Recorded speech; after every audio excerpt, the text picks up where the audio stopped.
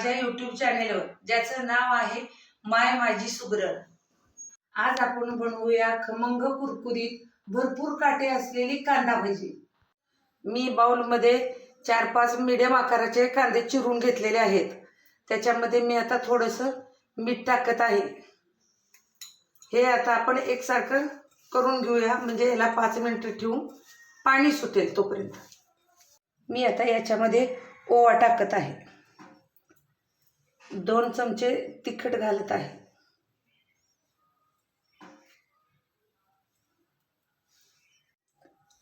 याच्यामध्ये आता आपण बारीक चिरलेली कोथिंबीर घालूया।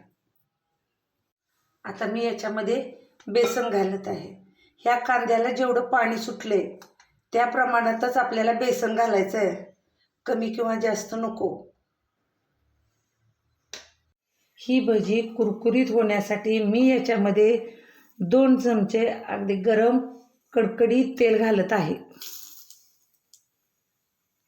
ही भजी आता आपण तळून घेऊया।